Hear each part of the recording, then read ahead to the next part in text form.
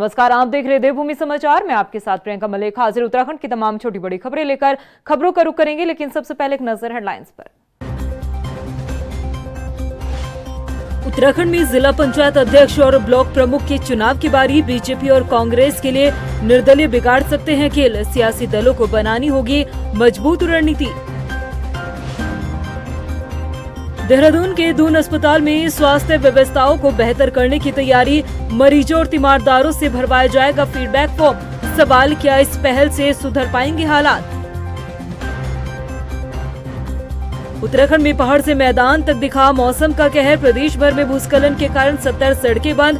5 अगस्त के लिए भी भारी बारिश का ऑरेंज अलर्ट।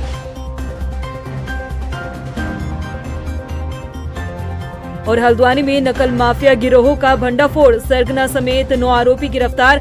6 अगस्त को होने वाली एसएससी परीक्षा में नकल कराने की थी योजना।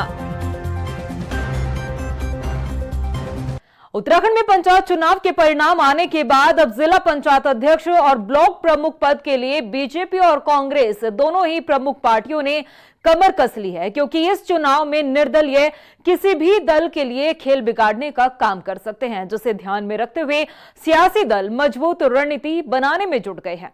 रिपोर्ट देखिए। उत्तराखंड में पंचायत चुनाव में कौन मारेगा बाजी? जिला पंचायत अध्यक्ष और ब्लॉक प्रमुख के चुनाव की आई बारी। बीजेपी और कांग्रेस के लिए निर्दलीय बिगाड़ सकते हैं खेल। सियासी दलों को बनानी होगी मजबूत रणनीति। उत्तराखंड में अभी पंचायत चुनाव का दौर खत्म नहीं हुआ है। त्रिस्तरीय पंचायत चुनाव के परिणाम भले ही आ चुके हो, लेकिन अब बारी जिला पंचायत अध्यक्ष और ब्लॉक प्रमुख के चुनाव की है, जिसमें बीजेपी और कांग्रेस दोनों ही प्रमुख पार्टियां अपनी ताकत झोंकने में जुट चुकी है।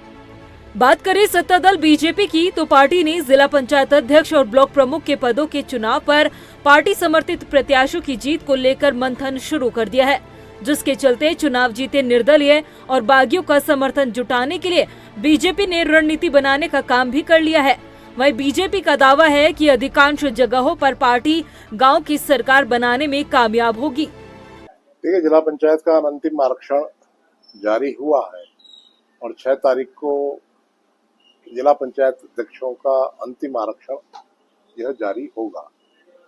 मुझे लगता है कि 15 अगस्त से पहले यह चुनाव संपन्न हो जाएंगे और 12 जिला पंचायत अध्यक्षों के लिए, 89 ब्लॉक प्रमुखों के लिए भारतीय जनता पार्टी और उसके कार्यकर्ता पूरे परिश्रम के साथ लगे हुए हैं। तो मुझे पूरा विश्वास है कि जो जनता ने पुष्कर सिंह धामी जी के नेतृत्व की उत्तराखंड सरकार को जो मैंडेट दिया है, उस मैंडेट के आधार पर पूरे विश्वास के साथ मैं कह सकता हूं कि हम अधिकांश स्थानों पर यह जो गांव की सरकार है, यह भारतीय जनता पार्टी बना रही है। वहीं कांग्रेस भी जिला पंचायत अध्यक्ष और ब्लॉक प्रमुख पद के चुनाव के लिए एक्टिव नजर आ रही है। कांग्रेस ने त्रिस्तरीय पंचायत चुनाव के लिए जिलों में तैनात पर्यवेक्षकों से संबंधित प्रत्याशियों की रिपोर्ट भी मांगी है।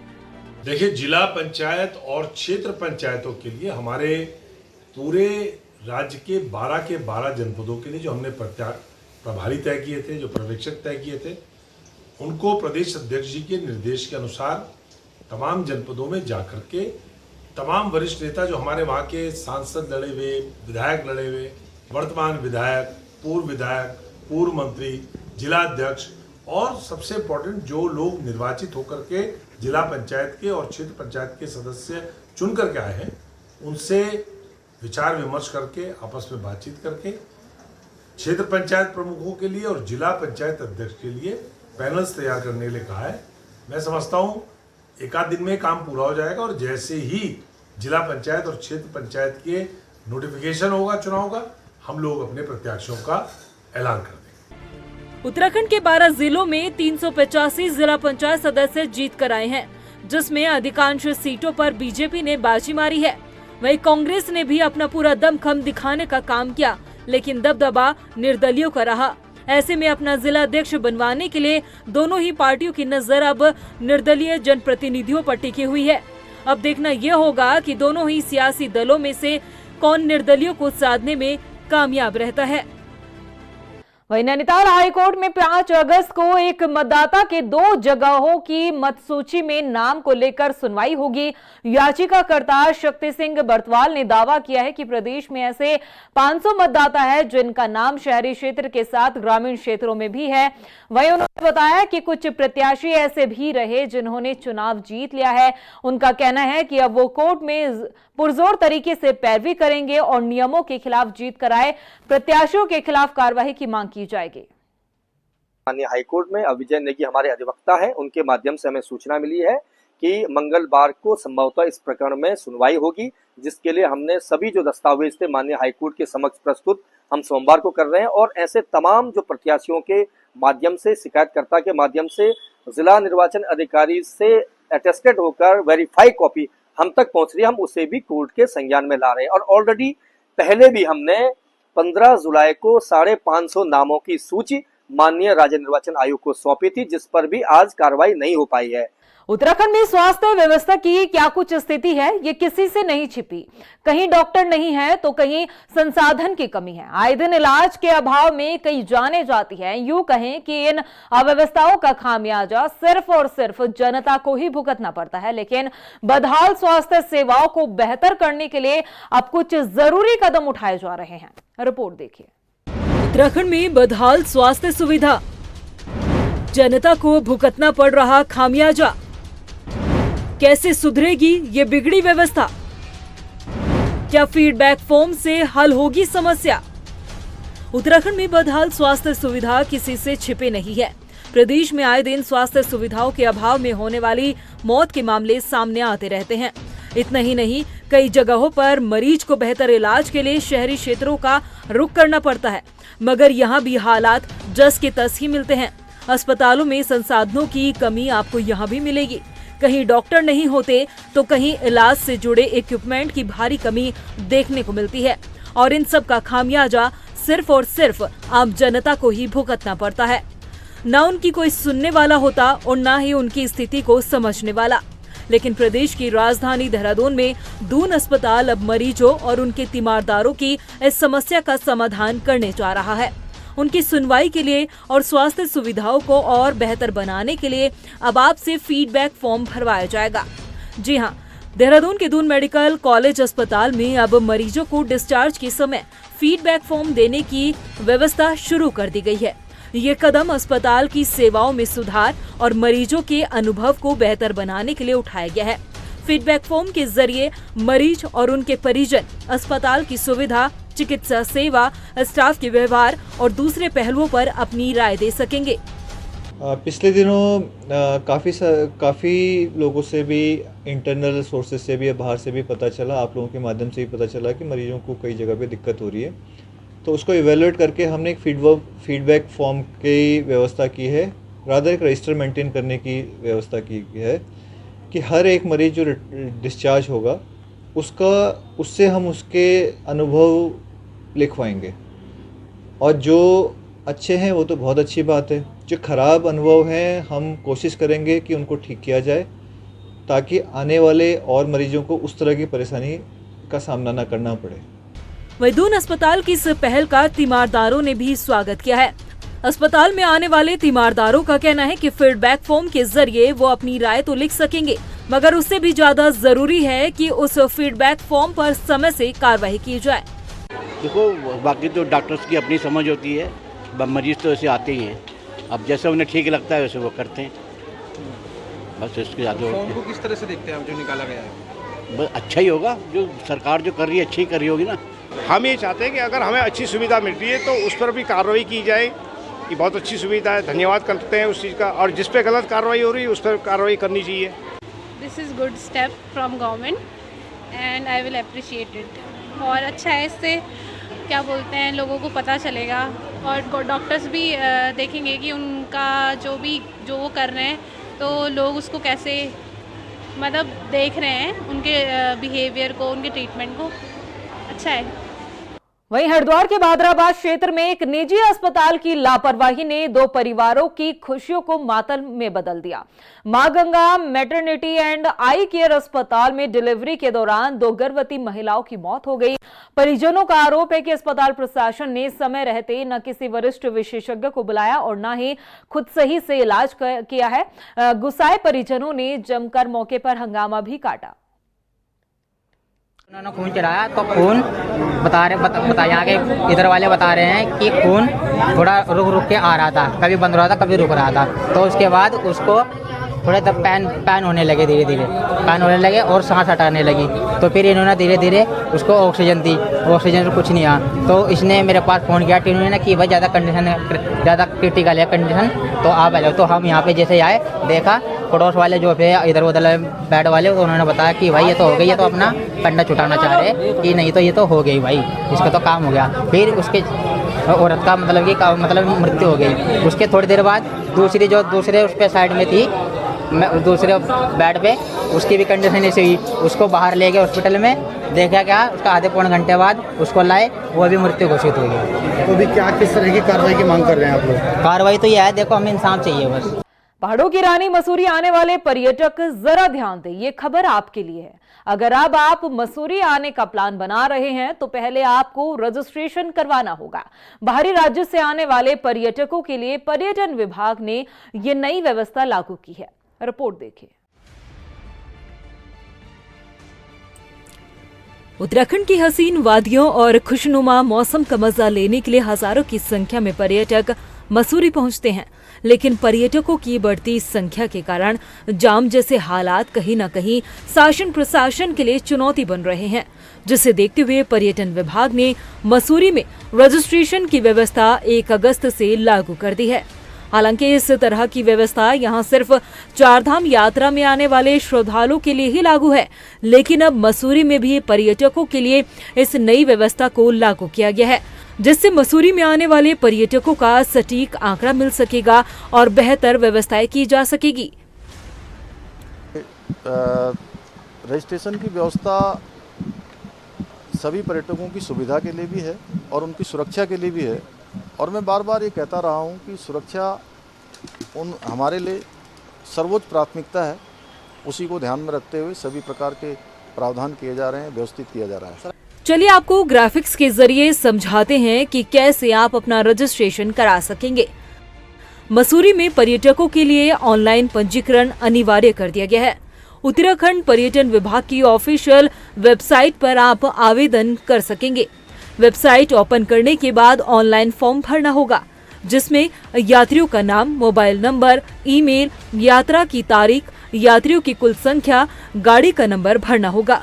रजिस्ट्रेशन के बाद पर्यटक को एक QR कोड एंट्री पास मिलेगा, जिसे मसूरी के 3 मुख्य प्रवेश द्वार किमाड़ी, कैंपटी फॉल और कुठाल गेट पर दिखाकर अपना सत्यापन कराना होगा। तो पॉजिटिव वे में अगर आप लेंगे तो एक रियल टाइम जो डेटा है हम लोग कैप्चर करेंगे इसमें, और इसमें पोर्टल के माध्यम से उनको एक रजिस्ट्रेशन अपना कराना है। और ये नहीं कि वो टूरिस्ट जो मसूरी घूमने आ रहा है और जिसने अपना ऑलरेडी ऑनलाइन अपनी बुकिंग वगैरह करा रखी है, तो उसको सुविधा हम दूसरे ढंग से भी दे रहे हैं कि ये ज़रूरी नहीं है कि वो टूरिस्ट ही करे, जिसकी बुकिंग ऑलरेडी वहाँ पे हो चुकी है। हम इसको एक लिंक हम लोगों ने होटल एसोसिएशन इन लोग को भी दिया है कि जो उनके पास बुकिंग उपलब्ध है उसके आधार पर भी वो उसमें इस पोर्टल में रजिस्ट्रेशन करें। उसके 2 फ़ायदे हैं। 2 फ़ायदे इस सेंस में हैं कि एक तो जो टूरिस्ट आ रहा है उसको बेवजह परेशान होने की ज़रूरत नहीं है, और दूसरी चीज़ जब होटल एसोसिएशन वाले या होटल वाले इसका रजिस्ट्रेशन करेंगे, एयरबीएनबी वाले करेंगे, होम स्टे वाले करेंगे, इवन धर्मशाला वाले भी।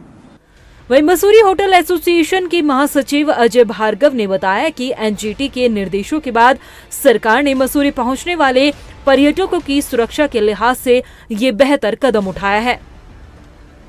ये जो है रजिस्ट्रेशन का जो है, इसमें सरकार ने एक तरह की व्यवस्था ये बनाई है ये कि जो भी पर्यटक किसी होटल में ठहरते हैं तो उनका ऑनलाइन जो है होटल जो है उसको जो है ऑनलाइन रजिस्टर्ड करके एक पोर्टल दिया गया है, उस पर जो है टूरिज्म विभाग ने दिया है, ये उस पर भेजा जाएगा। अब इसमें ये है कि पर्यटक तो खैर रजिस्ट्रेशन ऑनलाइन बुकिंग के माध्यम से कर सकता है कि वो ऑनलाइन बुकिंग बनाएगा। ये जहाँ तक मुझे लगता है व्यवस्था ये है कि जब टूरिस्ट होटल में आ जाता है तो उसके बाद इसको जो भी ये पोर्टल दिया गया है इस पर रजिस्टर्ड करना है, जिससे कि शायद संभवतः ये है कि शहर की कैरिंग कैपेसिटी क्या है, वहाँ पर कितना टूरिस्ट एकोमोडेट हो सकता है। क्योंकि बार बार देखने में विरोध का कारण ये रहा है कि जैसे अधिक संख्या में शासन प्रशासन को लगता है कि सुविधाओं के अभाव में पार्किंग नहीं है या और कोई अन्य व्यवस्थाएं नहीं हैं, तो वो लोग यहाँ पर कुठाल गेट है यहाँ से 22 किलोमीटर नीचे, वहीं पर टूरिस्ट को रोक के वापस भेज देते हैं। जबकि हकीकत ये है कि बहुत सारे होटल जो हैं वो खुले रहते हैं। राज्य सरकार ने मसूरी में पर्यटकों की सुरक्षा का हवाला देते हुए चारधाम और हेमकुंड साहिब की तरह ही आने वाले पर्यटकों का रजिस्ट्रेशन करना अनिवार्य कर दिया है। ऐसे में अब देखना ये होगा कि पंजीकरण प्रणाली से अब पर्यटकों की संख्या का सटीक मूल्यांकन और बेहतर सुविधाओं को सुनिश्चित करना कितना कारगर साबित होता है। और अब बात करेंगे प्रदेश के मौसम की। उत्तराखंड के लिए मौसम विभाग ने भारी बारिश का पूर्वानुमान जारी किया है। 5 अगस्त को भी भारी बारिश का ऑरेंज अलर्ट जारी रहेगा। मौसम वैज्ञानिक रोहित थपलियाल ने बताया कि पर्वतीय इलाकों के साथ ही मैदानी क्षेत्रों में भी भारी बारिश की संभावना है। ऐसे में सभी लोगों से सावधानी बरतने की अपील की गई। उधर बारिश के अलर्ट को देखते हुए प्रशासन भी एक्टिव मोड में नजर आ रहा है। पिछले 24 घंटों में उत्तराखंड में अधिकांश स्थानों पर हल्की से मध्यम वर्षा दर्ज की गई है, जबकि कहीं कहीं भारी से लेके बहुत भारी वर्षा भी मिली है। आगे पूर्वानुमान की बात करें, 4 और 5 तारीख को उत्तराखंड में अधिकांश स्थानों पे हल्की से मध्यम वर्षा मिलने की संभावना है। और चेतावनी की बात करें तो 4 तारीख को देहरादून, टिहरी, पौड़ी या बागेश्वर जनपद है, यहाँ पर कुछ स्थानों पर भारी से बहुत भारी वर्षा मिल सकती है, जबकि इक्का दुक्का स्थान पर अत्यंत भारी वर्षा मिलने की भी संभावना है, जिसके लिए इन जनपदों को अभी रेड वार्निंग में रखा गया है। प्रदेश में लगातार हो रही भारी बारिश के चलते आपदा प्रबंधन विभाग अलर्ट मोड पर है। खुद मुख्यमंत्री पुष्कर सिंह धामी ने सभी जिलों के जिलाधिकारियों के साथ वर्चुअली बैठक की, जिसमें उन्होंने जरूरी दिशा निर्देश दिए। वहीं आपदा प्रबंधन सचिव विनोद कुमार सुमन की माने तो प्रदेश में लैंडस्लाइड के चलते करीब 70 से ज्यादा सड़कें बंद है। वहीं चारधाम यात्रा भी प्रभावित हुई है। उन्होंने बताया कि इस मानसून सीजन में 14 से ज्यादा सड़कें बंद रही, जिनमें से 1300 से ज्यादा सड़कों को खोल दिया गया है। सड़कें लगभग हमारी 1400 के आसपास सड़कें बंद हुई हैं, जिसमें से 1300 से ज़्यादा सड़कों को खोल दिया गया है। बिजली की लाइनें जितनी भी क्षतिग्रस्त हुई थी, बिजली पूरी तरह रेस्टोर कर दी गई है। पानी की लाइनें जहाँ जहाँ ख़राब थी रेस्टोर कर दी गई है। वर्तमान में ऐसा कोई मेजर कोई अव्यवस्था नहीं है, सभी चीज़ें सुचारू हैं। और चूँकि जैसे हमने कहा कि माननीय मुख्यमंत्री जी के निर्देशन में लगातार टीमें फील्ड में हैं, लगातार काम कर रही हैं। जहाँ भी कोई आपदा से कोई किसी प्रकार से नुकसान होता है, सब तत्काल हम त्वरित गति उठाते हुए कार्रवाई करते हैं। वर्तमान में स्थिति पूरी तरह से सामान्य है। वहीं बाजपुर में खमरिया गांव में बाढ़ की चपेट में आने से 11 साल के मासूम बच्चे की मौत हो गई। ग्रामीणों ने बताया कि बच्चा अपने दोस्तों के साथ टाट बाबा मंदिर के पास बाढ़ देखने गया था और इसी दौरान उसका पैर फिसलने से वो पानी के तेज बहाव में बह गया है। आसपास खड़े लोगों ने कड़ी मशक्कत के बाद बच्चे को बाहर निकाला, अस्पताल पहुंचाया, जहां डॉक्टर ने उसे मृत घोषित कर दिया। हमारा तो घर का सभी सामान खराब हो गया, सारे बिस्तर, कपड़े, पहनने तक के कपड़े नहीं बचे। इसलिए तो हमारा तो सबसे ज्यादा ही नुकसान हुआ। खटिया तक की सोने तक का इंतजाम नहीं है इस टाइम हमारे पास में। वर्तमान में जो स्थिति है वो कंट्रोल में है, अभी पानी उतरा हुआ है और कल की बाढ़ के बाद अभी साफ सफाई का कार्य चल रहा है वहाँ पर। इसके अतिरिक्त चेक वितरण का कार्य भी प्रारंभ करा दिया गया है। शारदा नदी का जलस्तर बढ़ने से टनकपुर क्षेत्र के ग्रामीण इलाकों में भू कटाव शुरू हो गया है। ग्रामीणों की माने तो खेत खेड़ा गांव में 2 बीघा उपजाऊ जमीन शारदा नदी की भेंट चढ़ चुकी है। कई मकानों पर भी खतरा मंडरा रहा है। ऐसे में ग्रामीणों ने मुख्यमंत्री पुष्कर सिंह धामी से मदद की गुहार लगाई। बता दें कि ग्रामीण नदी के किनारे सुरक्षात्मक कार्य कराए जाने की मांग कर रहे हैं। इंद्र कुमार है और मैं खेत खेड़ा में रहता हूँ और ये लगातार हो रही बारिश के कारण ये अभी तक काफ़ी ज़मीन हमारी कट चुकी है और अभी तक ऐसे अगर रहा तो और आगे भी कटना स्टार्ट हो जाएगी ये जी, और पूरे गांव को खतरा है इससे।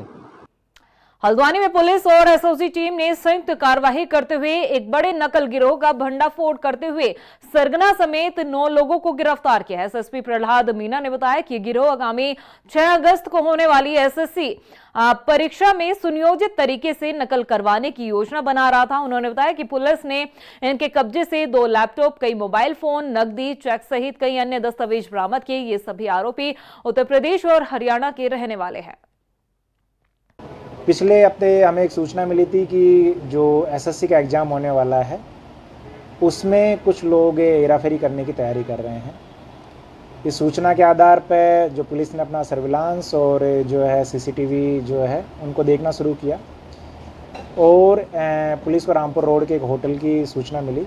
उस होटल में जब रेड की गई तो कुछ संदिग्ध लोग वहाँ पकड़े गए।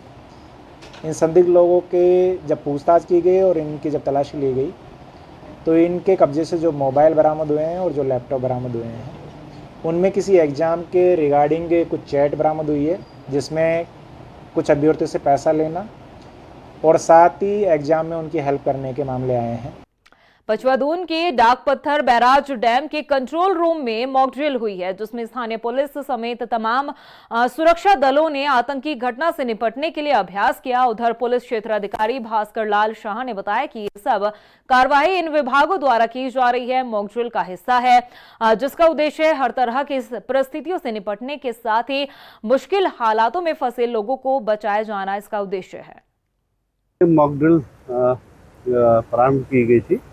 ये बैराज कंट्रोल रूम से हमें हमारे चौकी इंचार्ज डाक पत्थर को सूचना मिली कि कुछ आतंकवादी द्वारा हमारे कंट्रोल रूम के कर्मचारियों को हॉस्टेज बनाया गया है। तो इस सूचना पर इनके द्वारा मुझे संबंधित थाने डेल्टा को सूचना दी गई और हमारे द्वारा तुरंत एक कंट्रोल रूम तिकोना पार्क में स्थापित किया गया। गदरपुर में पंचायत अध्यक्ष पद के संभावित दावेदारों पर गंभीर आरोप लग रहे हैं। कहा जा रहा है कि जीतकर जो सदस्य आए उनको 15 से 20 लाख रुपए ऑफर किए जा रहे हैं। ऐसे में क्षेत्र की राजनीति से ताल्लुक रखने वाले लोगों ने अपनी प्रतिक्रिया दी। उनका कहना है कि लोकतंत्र के लिए ये अच्छे संकेत नहीं है।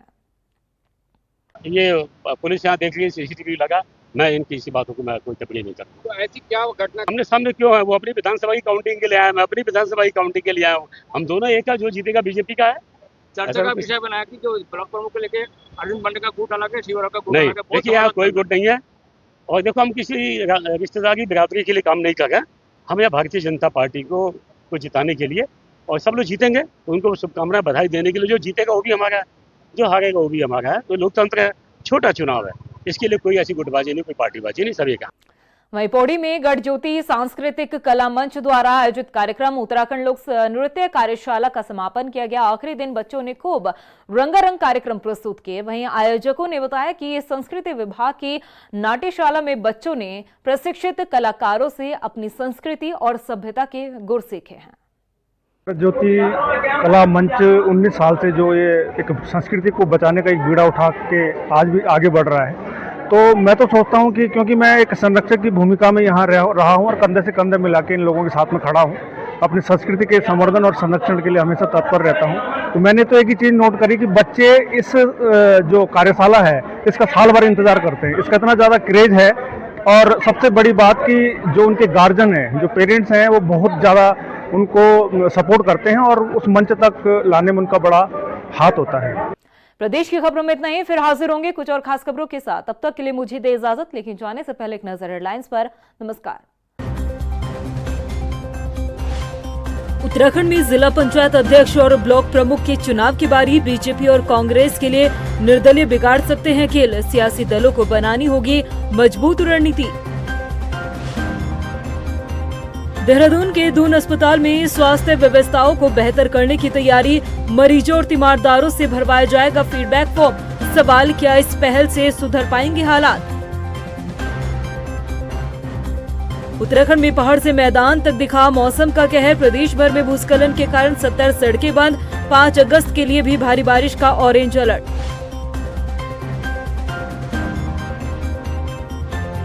और हल्द्वानी में नकल माफिया गिरोह का भंडाफोड़। सरगना समेत 9 आरोपी गिरफ्तार। 6 अगस्त को होने वाली एसएससी परीक्षा में नकल कराने की थी योजना।